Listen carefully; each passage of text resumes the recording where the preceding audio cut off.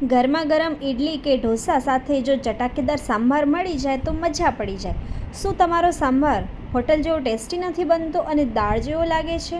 આજે બનાવીએ એકદમ હોટલથી પણ ટેસ્ટી સાંભાર. દાળ અને શાકભાજીના ગુણોથી ભરપૂર, સ્વાદ અને પોષણનો પરફેક્ટ સંગમ. આ રીતે સાંભાર બનાવશો તો એમાં માસ્ટર બની જશો અને હોટલનો સાંભાર તો ભૂલી જ જશો.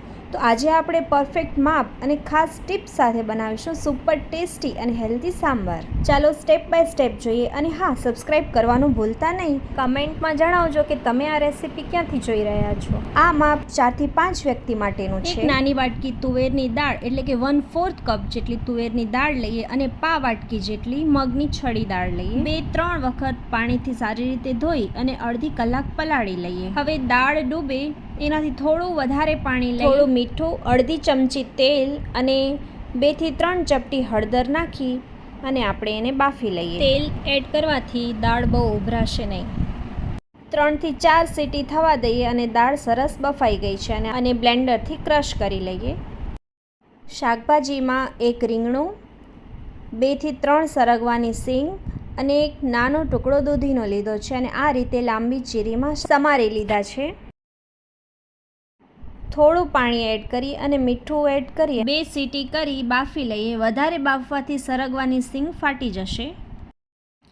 વઘાર માટે એક પેનમાં 2 થી 3 મોટી ચમચી જેટલું તેલ લઈ અને અડધી ચમચી રાયડો લીધો છે. અહીં સામાન્ય રાઈ પણ લઈ શકાય. અડધી ચમચી હિંગ એડ કરી અને 2 મીડિયમ સાઇઝની ઝીણી સમારેલી ડુંગળી એડ કરી અને ડુંગળીને સાંતળી લઈએ. ડુંગળીને પિંક ગોલ્ડન કલરની થાય ત્યાં સુધી સાંતળીએ. ડુંગળી સંતળાઈ જાય એટલે એમાં એક ઝીણું સમારેલું ટમેટું એડ કરીએ અને ચડવા દઈએ. ટમેટું સારી રીતે ચડી જાય એટલે આપણે એને આ રીતે મેશ કરી લઈએ, જેથી આખા ટમેટાં પણ ના આવે અને સાંભારનો ટેસ્ટ ખૂબ જ સારો આવે. હવે એમાં મીઠો લીમડો, અડધી નાની ચમચી હળદર, 1 ચમચી લાલ મરચું પાવડર અને અડધી ચમચી ધાણા જીરું અને 1 ચમચી સાંભાર મસાલો એડ કરી અને મસાલાને થોડીવાર આપણે સાંતળી લઈએ, જેથી મસાલાનો કાચો ટેસ્ટ નહીં આવે. તેલમાં ગરમ થવાથી મસાલાની સુગંધ વધુ ઉભરીને આવે છે અને સાંભારનો રંગ ઘાટો અને સરસ આવે છે. આ સ્ટેજ પર ફ્લેમ એકદમ જ લો રાખવાની છે, જેથી મસાલો બળી ન જાય અને અડધી મિનિટ માટે આપણે સાંતળશું. અને આ રીતે સાંભાર બનાવશો તો ખૂબ જ ટેસ્ટી બનશે. સંતળાઈ જાય એટલે આપણે એમાં 1 વાટકી દાળ એડ કરીએ અને મસાલાને સારી રીતે મિક્સ કરી લઈએ.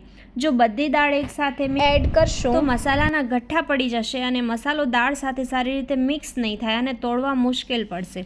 એટલે થોડી દાળ એડ કરી દાળ સાથે મસાલો એક રસ થઈ જાય પછી આપણે બીજી દાળ એમાં એડ કરશું અને હવે એમાં આપણે બાફેલા શાકભાજી પાણી સાથે જ એડ કરી દઈશું અને સારી રીતે મિક્સ કરી લઈએ.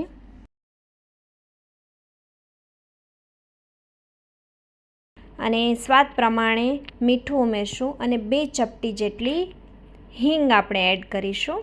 હિંગ ઉપરથી એડ કરવાથી સાંભારનો ટેસ્ટ હોટલ જેવો જ આવે છે અને ખૂબ જ સરસ આવે છે. શાકભાજી ઉમેર્યા પછી જરૂરિયાત મુજબ આપણે સામાન્ય જેટલું પતલું કરવું હોય એટલું જ પાણી ઉમેરશું અને થોડીવાર માટે આપણે સાંભારને ઉકળવા દઈએ. એટલે શાકભાજીનો અને મસાલાનો ટેસ્ટ એકબીજા સાથે જ્યારે ભળી જશે ત્યારે આ સાંભાર ખાવામાં ખૂબ જ ટેસ્ટી લાગે છે. આ રીતે બનાવશો હોટલ જેવો જ સાંભાર બનીને તૈયાર થશે.